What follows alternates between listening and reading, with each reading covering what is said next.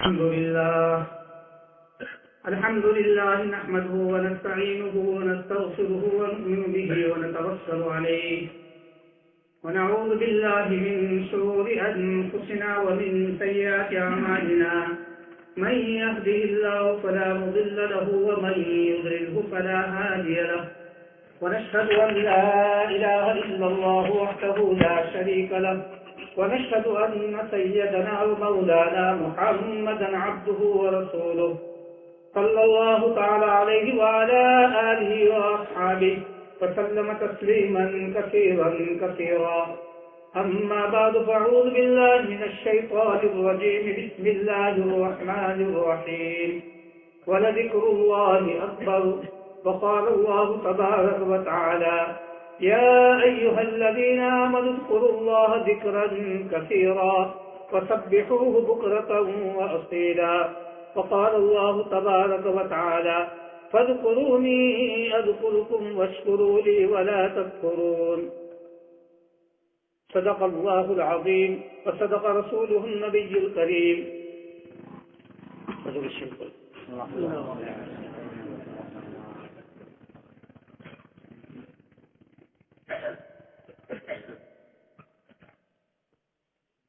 بھئی حضرات جو کھڑے ہیں ان سے گزارش ہے آگے آ جاؤ، مجلس میں آ کر بیٹھ جاؤ۔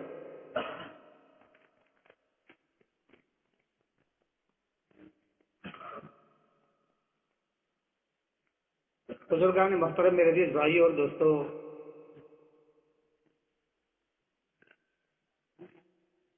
حق تعالیٰ جل شانہ نے مجھ پر اور آپ پر کرم فرمایا ہے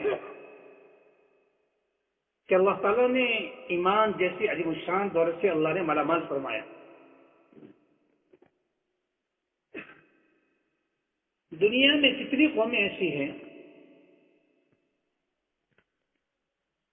جو اللہ کے ساتھ دوسرے کو شریک کر کے دوسرے کو بھاگیدار بنا کر اللہ تعالیٰ کی بندگی کرتی ہیں۔ بعض قومیں وہ ہیں جو پتھر کی مورت کی، سونے کی مورتی کی، چاندی کی مورتی کی، آسمان کی، زمین کی، ندی کی، نالے کی، دریا کی، شجر کی، حجر کی، یہ ان کی عبادت و بندگی کرتے ہیں۔ اللہ کا ہم پر اور آپ پر لاکھوں کروڑوں احسان ہے کہ ہم سوائے اپنے اللہ کے کسی کے سامنے ماتھے کو نہیں ٹیکتے اور سجدہ نہیں کرتے اور رکوع نہیں کرتے۔ ہمارا رکوع اور ہمارا سجدہ صرف اللہ کے سامنے ہے۔ ہم اپنے ماتھے کو صرف اللہ تعالیٰ کے سامنے ٹیکتے ہیں اور کسی کے سامنے نہیں ٹیکتے۔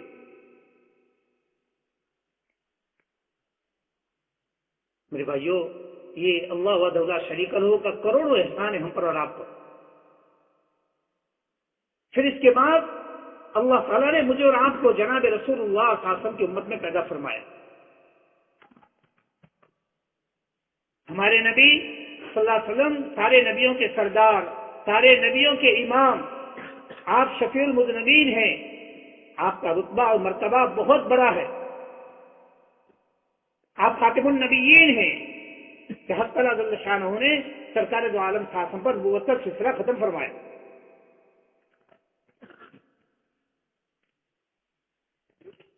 آپ کی لائی ہوئی تعلیمات اور آپ کا لایا ہوا دین جس پر یہ امت عمل کرے گی تو اللہ جل شانہ اسے دنیا اور آخرت میں کامیاب کرے گا۔ یہ ہو نہیں سکتا جو نبی کی تعلیمات پر اور نبی پاک علیہ الصلوۃ والسلام کی سنت پر زندگی میں عمل کرے اور ناکام ہو، یہ کبھی نہیں ہو سکتا۔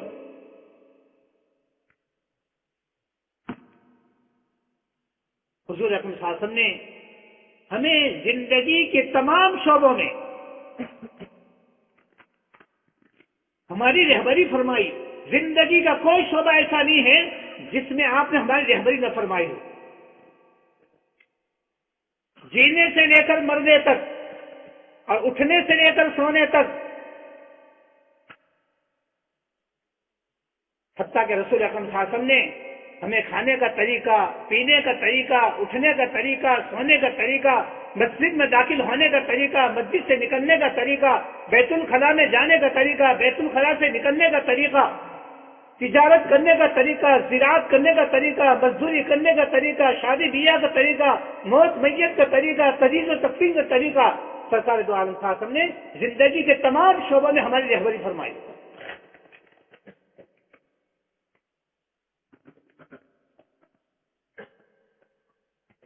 اس سے میرے بھائیوں، عزیز و بزرگوں، حضور اکرم صلی اللہ علیہ وسلم جو خاتم النبیین ہیں، آپ کا لایا ہوا دین اور آپ کی لائی ہوئی شریعت یہ قیامت تک چلے گی۔ آپ آخری نبی ہیں اور ہم حضور پاک علیہ الصلوۃ والسلام کی آخری امت ہیں۔ آپ کے بعد کوئی نبی نہیں اور اس امت کے بعد کوئی امت نہیں۔ لا امت بعد امتہ لا نبی بعد نبی، حضور صلی اللہ علیہ وسلم کے بعد کوئی نبی نہیں۔ اگلی تمام شریعتیں منسوخ ہو چکی۔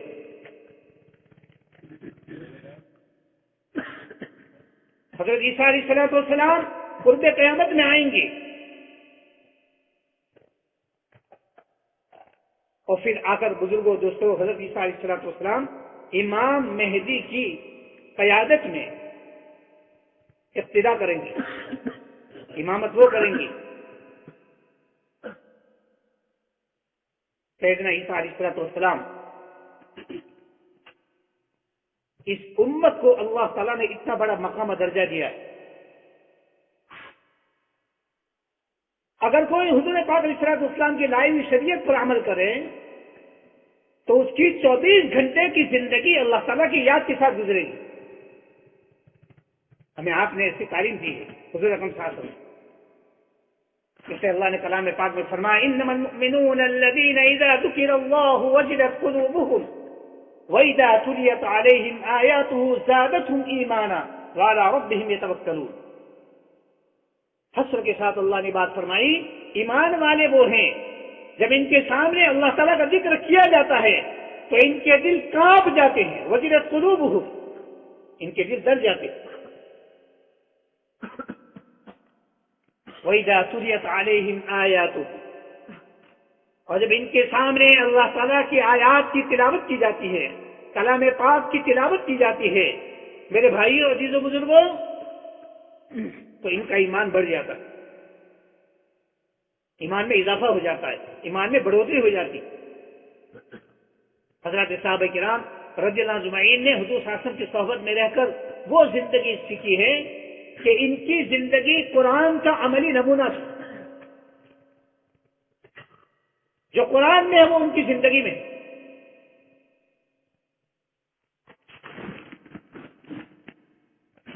وعلی ربہم یتوکلون، اور وہ اپنے پروردگار عالم پر پورا بھروسہ کرتے، اللہ تعالیٰ کی ذات عالی پر یقین کامل ہے اور توکل کامل ہے اور اعتماد کامل ہے۔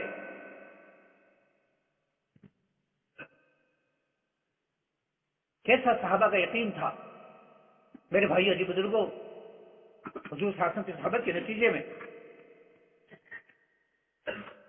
اللہ کرے کہ وہ یقین کامل اللہ مجھے آپ کو بھی نصیب فرمائے۔ یہ دعوت کی محنت اسی لیے ہے، جب آدمی کا یقین صحیح ہوگا تو اللہ تعالیٰ کے ہر حکم کا پورا کرنا اس کے لیے آسان ہے۔ پھر نماز پڑھنا آسان، زکوٰۃ کا دینا آسان، روزہ رکھنا آسان، حج کرنا آسان، تلاوت کرنا آسان، اللہ کا ذکر کرنا آسان، بھائی کے حق کو ادا کرنا آسان، ماں باپ کے حقوق کا ادا کرنا آسان، پڑوسی کے حق کو ادا کرنا آسان، ساتھی کے حق کو ادا کرنا آسان، مسافر کے حق کو ادا کرنا آسان، پھر ہر حکم اس کے لیے آسان ہو جائے گا۔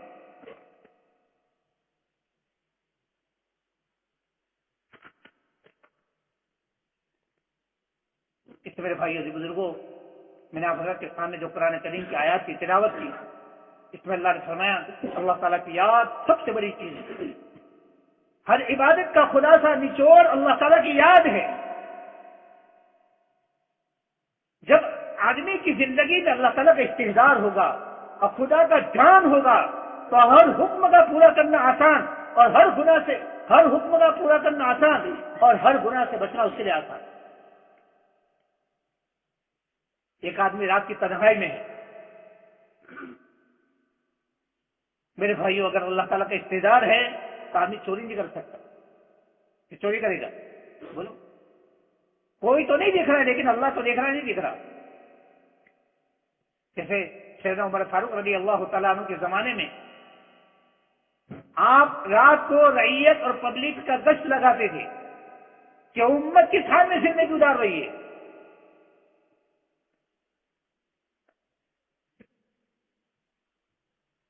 میرے بھائیوں، ایک ماں اپنی بیٹے کو کہہ رہی ہے کہ دودھ میں پانی ملا دے، دودھ میں پانی ملا دے۔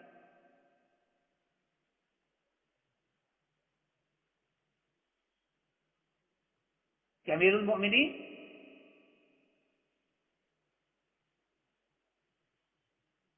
المؤمنین تو نہیں دیکھ رہے ہیں لیکن اللہ تو دیکھ رہا ہے۔ کون دیکھ رہا ہے؟ بولو۔ ہاں، ایک بیٹی ہے، اس کا یقین اللہ تعالیٰ کی ذات پر ہے کہ یہاں حضرت عمر رضی اللہ تعالیٰ عنہ نہیں دیکھ رہے ہیں لیکن میرا خدا، امیر المؤمنین کا خدا اور یہ اماں تیرا خدا، وہ تو دیکھ رہا۔ دیکھو، بعض دفعہ آدمی کو دھوکہ لگتا ہے میرے بھائیوں، تجارت میں اگر آدمی دھوکہ بازی کرتا ہے، جیسے ایک آدمی نے 1 کلو دودھ میں 1 کلو پانی ملا دیا ہے تو ہماری عقل یوں کہتی 2 کلو ہو گئے۔ کتنا کلو ہو گئے؟ بولو، 2 کلو۔ آدمی 2 کلو دودھ بیچ کر آیا، راستے میں بیٹے کا پیر پھسلا اور پیر اس کا ٹوٹا۔ چلو کہاں جاؤ گے آپ؟ کا دواخانے جاؤ۔ ڈاکٹر نے کہا کہ 5,000 روپے ہوں گے۔ کتنے؟ بولو، 5,000۔ 1 کلو دودھ کے 45 روپے، 2 کلو کے تو کتنے ہوئے؟ 90 روپے ہو گئے۔ 5,000 تو پہلے فیس ہے، اور پتہ نہیں ٹھیک ہوتے ہوتے کتنے روپے پیسے جائیں گے۔ اللہ تعالیٰ جب، میرے بھائیو، جب بندہ خدا کی نافرمانی کرتا ہے تو حق تعالیٰ جل شانہ گرفتار فرماتے۔ حضرت عمر رضی اللہ تعالیٰ عنہ کی بات سن رہے تھے، نشان لگا کر کے گئے۔ میرے بھائیوں، وہ کون تھی؟ جناب رسول اللہ صلی اللہ علیہ وسلم کی نواسی تھی۔ اپنے بیٹے کا نکاح عمر رضی اللہ تعالیٰ عنہ اس سے کر دیا۔ پھر ان کی نسل میں حق تعالیٰ جل شانہ نے عمر ابن عبدالعزیز رحمۃ اللہ علیہ کو پیدا فرمایا، جو وقت کے ایسے عادل اور انصاف پسند خلیفہ تھے کہ جن کے خلافت کے دور میں میرے بھائیو ایسا عدل قائم کیا اس سرزمین پر کہ شیر اور بکری ایک گھر پر پانی پیتے تھے۔ تقوی کا اثر، عدل کا اثر۔ اس سے بزرگوں، دوستوں، میں عرض کر رہا تھا کہ جب آدمی کو اللہ تعالیٰ کا اقتدار ہوگا تو تنہائی میں بھی گناہ نہیں کرے گا۔ زنا کرے گا آدمی؟ نہیں کرے گا، اللہ کا اقتدار ہے۔ آدمی جب زنا میں مبتلا ہوتا ہے تو آدمی کا ایمان باہر ہو جاتا ہے صاحبان کی طرف، جب فارغ ہوتا ہے پھر واپس آتا ہے۔ اتنا سنگین جرم ہے، لوگ اس کو معمولی سمجھتے ہیں۔ میرے بھائی، اس سال میں اگر آدمی کا انتقال ہوا تو کیا ہوگا؟ اللہ اس کی حفاظت فرمائے۔ اس لیے اللہ کا اقتدار بہت ضروری ہے۔ اس سے قرآن کریم نے فرمایا، اے ایمان والو، اللہ تعالیٰ کو کثرت سے یاد کرو اور پھر صبح شام اللہ تعالیٰ کی پاکی کو بیان کرو۔ اللہ تعالیٰ کی پاکی صبح شام، اللہ کی پاکی بیان کرنے کے لیے تو اللہ نے ایسی مخلوق پیدا فرمائی ہے جن کے بارے میں قرآن کہہ رہا، لا یعصون اللہ ما امرهم ویفعلون ما یؤمرون، کہ جن کا کوئی گناہ نہیں، معصوم مخلوق۔ ان فرشتوں کو اللہ نے اپنی تحمید کے لیے، اپنی تمجید کے لیے، اپنی تحلیل کے لیے، اپنی تسبیح کے لیے اللہ جل شانہ نے فرشتوں کو پیدا فرمایا ہے، اور وہ فرشتے قیامت تک اللہ تعالیٰ کی بندگی اور خدا کی پاکی بیان کرتے ہی رہیں گے۔ اور جب قیامت قائم ہوگی تو فرمایا جب قیامت قائم ہوگی تو فرشتے کہیں گے سبحانک ما عبدنا حق عبادتک سبحانک ما عرفنا حق معرفتک، اے اللہ تیری ذات پاک ہے جیسے تیری بندگی کا حق ہم سے ادا نہیں ہوا، اے اللہ تیری ذات پاک ہے جیسے تجھے پہچاننے کا حق تھا، اے اللہ ہم نے نہیں پہچانا۔ اعتراف کریں گے۔ حدیثوں میں ہے کہ آسمانوں پر ایک بالش تک کے برابر جگہ خالی نہیں ہے کہ جہاں کوئی نہ کوئی فرشتہ اللہ تعالیٰ کی بندگی نہیں رکھتا۔ فرما آسمان فرشتوں کے بوجھ سے چڑچڑاتا ہے، یہ حدیثوں میں۔ کوئی فرشتہ رکوع میں ہے، کوئی سجدے میں ہے، کوئی قاعدے میں ہے، کوئی قیام میں ہے، کوئی رکوع میں ہے، فرما جو جس حالت میں ہے اس کی حالت میں قیامت تک رہے۔ تو ہم اور آپ اگر اللہ کی پاکی بیان نہ کریں گے تو خدا کی خدائی میں کمی آ جائے گی۔ ارے بولو، یا ہم پوری دنیا والے اللہ تعالیٰ کے ذکر میں لگ جائیں گے، خدا کے تسبیح و تحلیل میں لگ جائیں گے تو خدا کی خدائی میں بڑھوتری ہو جائے گی؟ نہیں، ہم نے اپنے لیے کرنا۔ وہ اللہ کیسا رحیم و کریم ہے جس اللہ نے فرمایا فاذکرونی اذکرکم، تم مجھے یاد کرو میں تمہیں یاد کروں گا۔ ہے دنیا میں کوئی ایسا آدمی، ایسا کوئی پریسیڈنٹ ہے کوئی ایسا گورنر اور ایسا ہے کوئی سلطان و حاکم جو یوں کہے کہ تم مجھے یاد کرو میں تمہیں یاد کروں؟ وہ ایک خالق اور مالک ہے۔ کون ہے بولو؟ پوری کائنات کا مالک ہے، زمین و آسمان کا مالک ہے، وہ یوں کہہ رہا ہے تم مجھے یاد کرو میں تمہیں یاد کروں۔ اس میرے بھائی اور بزرگوں، ہمارے بڑے یوں فرماتے ہیں کہ امت کا ہر فرد مرد بھی اور عورت بھی کم سے کم اپنی زندگی میں صبح شام 3 تسبیحات کا اہتمام کرے۔ کتنی تصویر بولو؟ 3 تصویر۔ پہلی تصویر تیسرا کلمہ سبحان اللہ۔ لیکن ہم لوگ تصویر تو پڑھتے ہیں، خالی پڑھتے سبحان اللہ سبحان اللہ سبحان اللہ سبحان اللہ، اس کو یہی پتہ نہیں، یعنی پورا لفظ بھی صحیح نہیں کہہ رہا۔ سبحان اللہ کیا پڑھے گا بولو؟ کہ اللہ تعالیٰ کی ذات پاک ہے۔ جس وقت آدمی یہ کہیں سبحان اللہ تو اس کو استحضار ہو کہ اللہ کی ذات بے عیب ہے، اللہ کی ذات پاک ہے، خدا میں کوئی خامی نہیں ہے، اللہ مقدس ہے، اللہ منزہ ہے، اللہ بے عیب ہے، اللہ تعالیٰ پاک ہے، یہ پورا استحضار تو پھر اس کا اثر ہوگا اندر۔ کہاں ہوگا بولو؟ چلے کہ گھما دیا تصویر۔ بعض لوگوں کی تصویریں 2 ہی منٹ میں پوری ہو جاتی، وہ کہتے ہیں بہت سال سے ہم لوگ پڑھتے ہیں تو عادت ہو گئی، ہیبٹ ہو گئی۔ کہہ رہے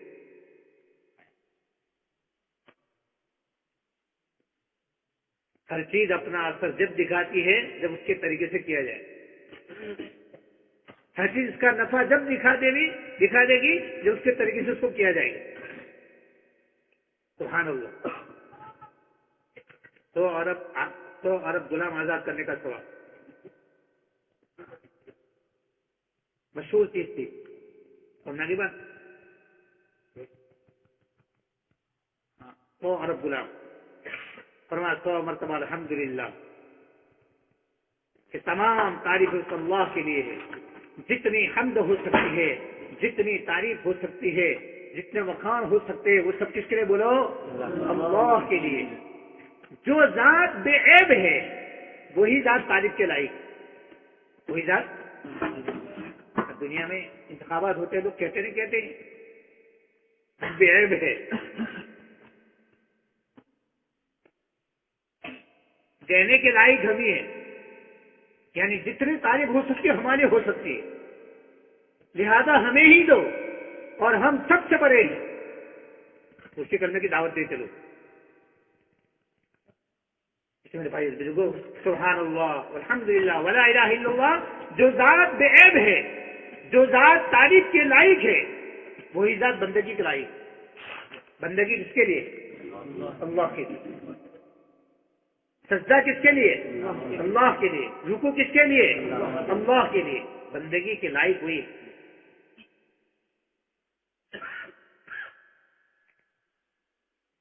میرے بھائیوں، عزیز و بزرگوں، آپ دنیا میں دیکھو لوگ کہاں کہاں اپنے ماتھے کو ٹیکتے ہیں۔ ایک مرتبہ میں بھروچ نرمدا ندی پر کھڑا تھا، صبح کے وقت ہم لوگ گئے تھے اپنے مہمان کو لے کر۔ میں نے دیکھا ایک برادر نے وطن کو سورج نکل رہا ہے اور اس کے سامنے ہاتھ جوڑا.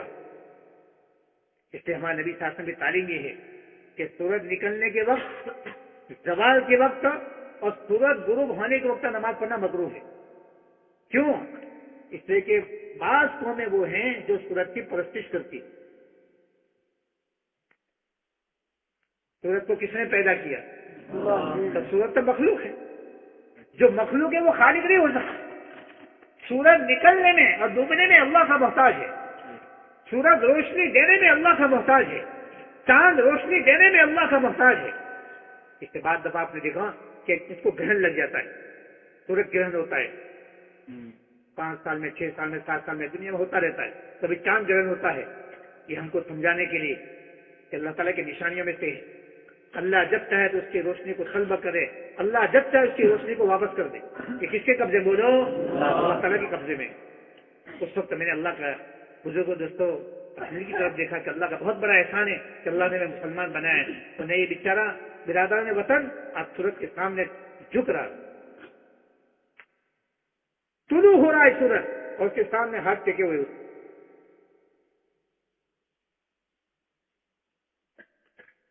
جن کی زندگیوں میں میرے بھائیوں عزیزوں کو ایمان کامل نہیں ہے، ہمارا مسلمان بھی اپنے ماتھے کو ٹیکتا ہے. اللہ حفاظت فرما. مخلوق کے سامنے زندگی کے لائق اللہ تعالیٰ کی ذات ہے. فرمایا لا الہ الا اللہ، کہ فرمایا اللہ اکبر، اللہ سب سے بڑا ہے. اللہ، آسمان چھوٹا، زمین چھوٹی، ستارے چھوٹے، امریکہ چھوٹا، افریقہ چھوٹا، عرب اور عجم سب چھوٹے، سب سے بڑا اللہ ہے. سب سے بڑا کون؟ بولو، اللہ سب سے بڑا ہے.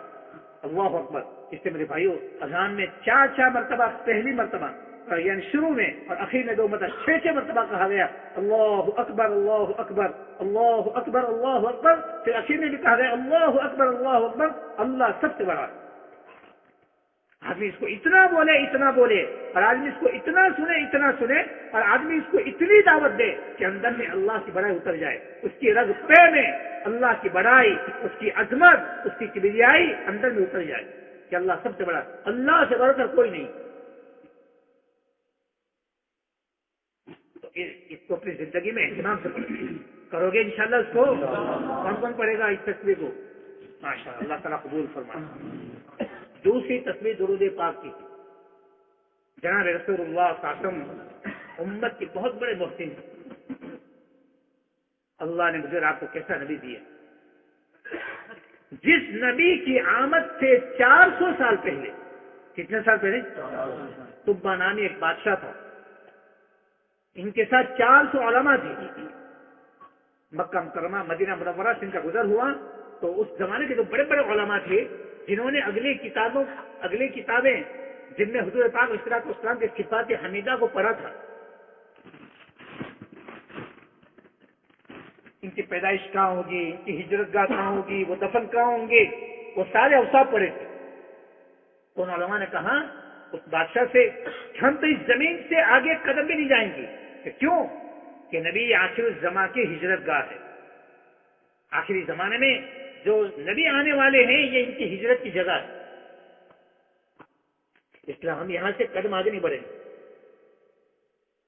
وہ بادشاہ بھی اچھا بادشاہ تھا کہ اچھا میں تمام کے لیے مکان بنوا دیتا ہوں. یہاں چنانچہ 400 علماء کے مکان بنوائے. اور ایک جو بڑے عالم تھے میرے بھائیوں، ایک مکان سرکاری دو عالم کو جاتا تھا اور ایک خط لکھا کہ اگر آپ کی زندگی ساتھ دے تو ان کو میرا سلام کہنا.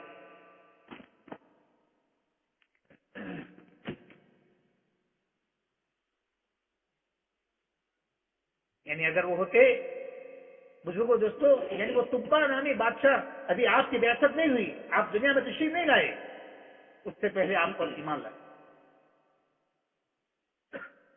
اور یہ وصیت کی کہ مان لو کہ آپ کا انتقال ہو جاوے تو آپ کی اولاد نسل در نسل ہوتے ہوا کہ ابو ایوب انصاری رضی اللہ تعالیٰ انہی کی نسل کے تھے۔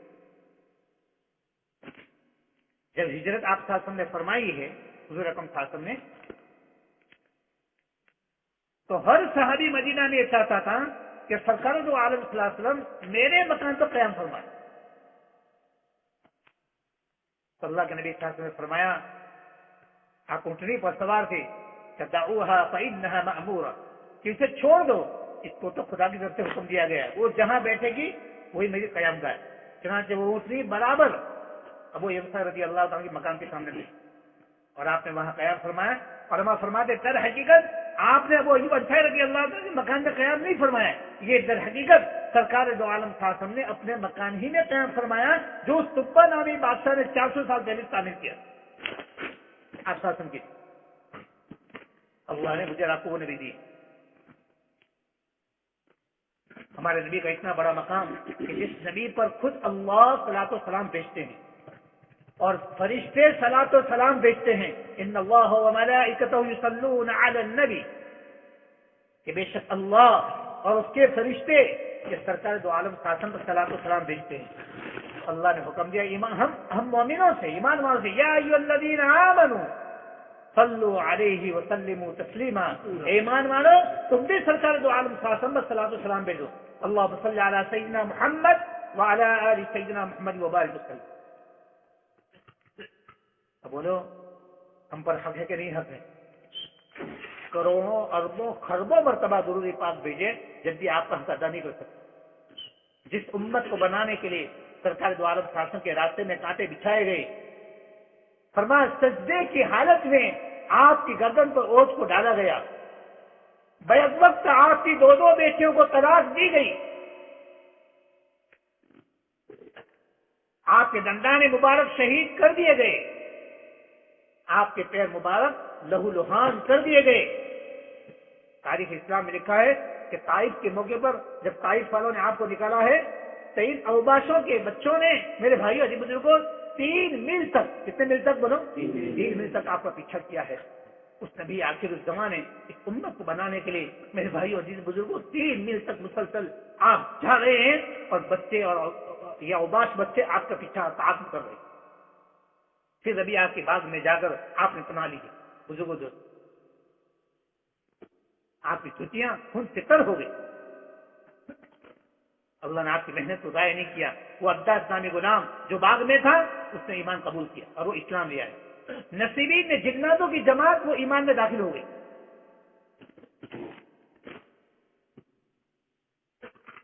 ہم پر حق ہے کہ اس نبی آخر الزمان پر میرے بھائیوں کم سے کم روزانہ اپنا معمول بنائیں، صبح شام 100 مرتبہ درود پاک پڑھیں۔ پڑھو گے نہیں پڑھو گے؟ اتنا بڑا 40 فائدے، 10 رحمت نازل ہوگی، 10 درجے بلند ہوں گے، 10 نیکیاں لکھی جائے گی، 10 خطائیں ہماری معاف ہوگی۔ اور آدمی جب درود پاک پڑھتا ہے تو اس کے نام کے ساتھ، اس کے والد کے نام کے ساتھ سرکار دو عالم صاحب کے روزے پر پہنچایا جاتا ہے۔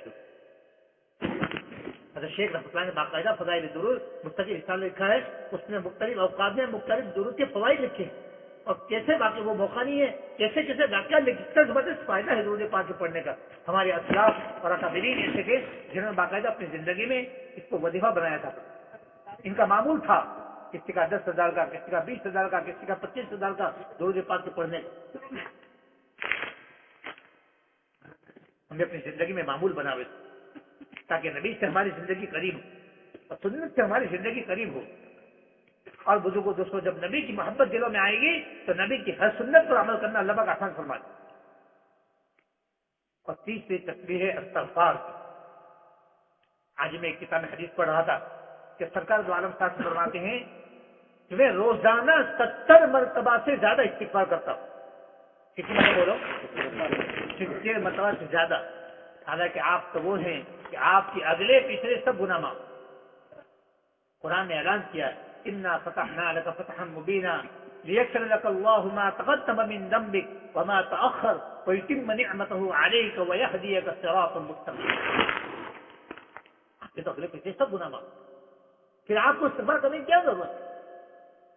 ہم تو کروڑوں گناہ، ہم تو قدم قدم پر گناہ کرتے نہیں کرتے۔ پھر بھی کیا کہتا ہے معلوم؟ اپنے بارے میں تو آدمی سوچتا ہے کہ میں تو جبرائیل امین ہوں، بولو یعنی میرا تو کوئی گناہ نہیں ہے، باقی ساری دنیا کی طرف انگلیاں اٹھائے گا، اس نے ایسا کیا، اس نے ایسا کیا، اس نے ایسا کیا، لیکن تو نے کیا کہ وہ تو کہے گا ہی نہیں۔ اللہ کے نبی صلی اللہ علیہ وسلم حدیث میں فرمایا کلکم خطاؤن وخیر الخطائین التوابون، تم سب کے سب قصوار ہو، بہترین قصوار وہ ہے جو اپنے گناہ کی توبہ کرے، اللہ تعالیٰ سے معافی مانگے۔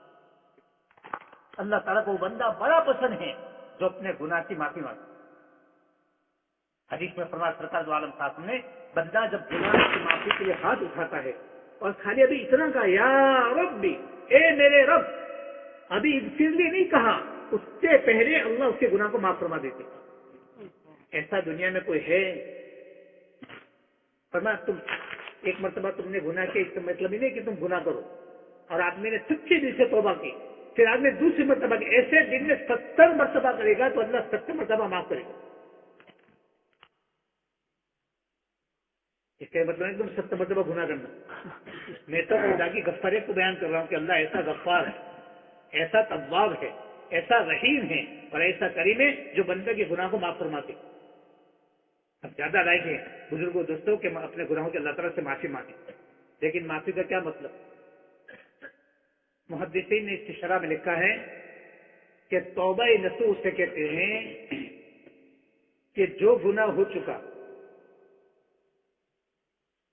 اس گناہ کو آدمی چھوڑ دے، کیا کہتے ہیں، اور اس پر آدمی کو ندامت ہو، شرمندگی ہو، اور آئندہ نہ کرنے کا پکا عزم کر لے کہ آئندہ میں کبھی نہیں کروں گا۔ یہ 3 شرطیں ہیں، یہ ہوئے پر ندامت، حال میں چھوڑ دے اور آئندہ نہ کرنے کا پکا عزم کر لے تو اس کو توبہ نصوح کہتے ہیں۔ اپنی توبہ کیسی؟ 1000 کسی کے کھا گئے، استغفر اللہ ہو گئے گا، ارے ایسے چلے گا بیوقوف، 1000 جس کے کھائے اس کو واپس دے، یہ اس کی توبہ ہے، ورنہ تو کعبہ کا گلاف پکڑ کے قیامت تک معافی مانگتا رہے گا، جب بھی اللہ معاف نہیں کرے گا، جب تک کہ وہ معاف نہیں کرے۔ کون؟ بندہ۔ اس کی معافی یہی ہے کہ جس کے لیے اس کے دے، جس کی زمین دبائے اس کو واپس کر، نمازیں نہیں پڑھی ہیں اس کو پڑھنا شروع کر، روزے قضا ہو گئے اس کو شروع کر، زکات نہیں دی ہے پچھلے سالوں کی اس کو ادا کر، یہ اس کی توبہ ہے۔ اور جو تاخیر ہو گئی ہے کہ اللہ سے معافی مانگ، ورنہ لوگوں نے توبہ کو بہت ہلکا سمجھ لیا ہے۔ ایک آدمی نے 10 سال کی نماز قضا ہے اور اللہ میاں سے بے شک وہ ہو گئی تاخیر، اللہ معاف فرما دے گا، لیکن 10 سال کی نماز جو قضا ہوئی ہے اس کو پڑھنا ہے، یہ اس کی صحیح توبہ ہے۔ اس میرے بھائی بزرگ کو اس کا اہتمام کریں۔ اور جناب رسول اللہ صلی اللہ علیہ وسلم نے جو دعائیں موقع محل کے حساب سے ہمیں تعلیم کی ہے، اگر آدمی ان دعاؤں کا اہتمام کرے تو آدمی کی 24 گھنٹے کی زندگی اللہ کے ذکر کے ساتھ گزرے گی۔ اللہ اکبر! ہمارے نبی نے کیسے تعلیم دی؟ ایک آدمی بیت الخلا جا رہا ہے تو وہاں بھی اللہ کو نہ بھولے، کیا بولے؟ بسم اللہ اللہم انی اعوذ بک من الخبث والخبائث، نکلے تو غفرانک الحمد للہ الذی اذھب عنی الاذی وعافانی۔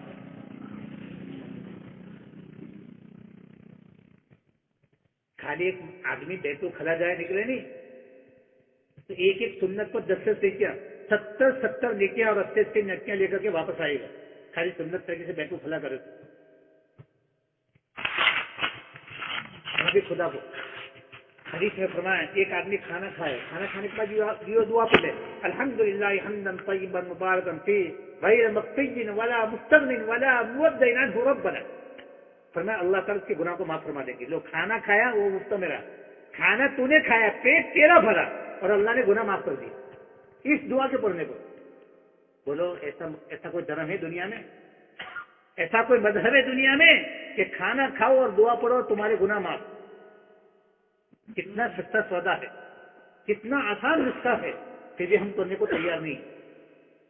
اللہ میں صحیح سمجھ نصیب فرمائے۔ اس سے پورے مجمع سے ہماری گزارش ہے بزرگوں دوستوں کہ موقع محل کی جو دعائیں ہیں ان دعاؤں کا اہتمام کریں، گھر میں داخل ہونے کی، گھر سے نکلنے کی، وضو سے پہلے کی، وضو کے بعد کی، مسجد میں داخل ہونے کی، مسجد سے نکلنے کی، بیت الخلا میں داخل ہونے کی، بیت الخلا سے نکلنے کی، سونے سے پہلے کی، سونے کے بعد کی، بازار میں جانے کی، بازار میں تو خدا یاد ہی نہیں آتا آدمی کو، حالانکہ بازار میں چوتھا کلمہ پڑھنے سے 10 لاکھ نیکیاں ملتی ہے.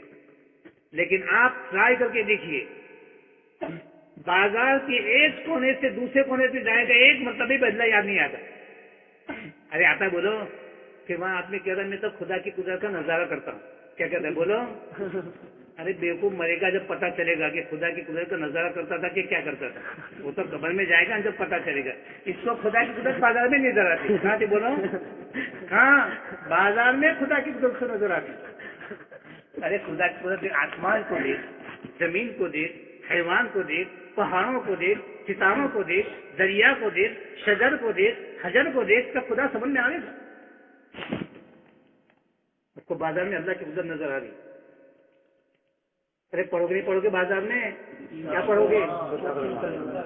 اللہ لا الہ الا اللہ وحدہ لا شریک لہ لہ الملک ولہ الحمد یحیی ویمیت وہو علی کل شیء قدیر. یہ چوتھا کلمہ پڑھو بازار میں. حدیث میں فرمایا جناب نبی کریم صلی اللہ علیہ وسلم نے کہ بازار روئے زمین کا سب سے بدترین خطہ ہے اور مسجدیں روئے زمین کا سب سے بہترین خطہ ہے. تو ہمارا دل کہاں چپکتا ہے؟ بازار میں. اور مسجد میں تو آدمی کو چوٹیاں کاٹتی ہے کہ کب باہر نکلو. سب سے پیچھے آتا اور سب سے پہلے نکلتا اور یہ دیکھتا ہے کہ آخر سب میں جگہ ملے. کہاں بولو تاکہ نکلنے میں آسانی ہو. آتا ہی نہیں اندر میں جگہ. ارے کرتے نہیں کرتے. اللہ ہم سب کی حفاظت قسم ہے میرے بھائی بزرگوں. جب آپ تک پورا مجمع اس پر عمل کرے انشاءاللہ. کرو کہ نہیں کرو؟ ایک بھی سر تصویر نکالو سر. جب میں جس کے بعد تصویر ہو اور جس کے پاس تصویر نہیں ہے وہ ہاتھ پہ پڑے. پہلے 3 تصویرات پوری کرو ابھی دیر ہے انشاءاللہ. اور 3 تصویر پورنے کے بعد اپنے ذریعہ سے فارغ ہو جاؤ. ایک بھی ساتھی نہ اٹھے. ان 3 تصویرات پر میں بھی عمل کروں آپ بھی عمل کرو. ٹھیک ہے انشاءاللہ.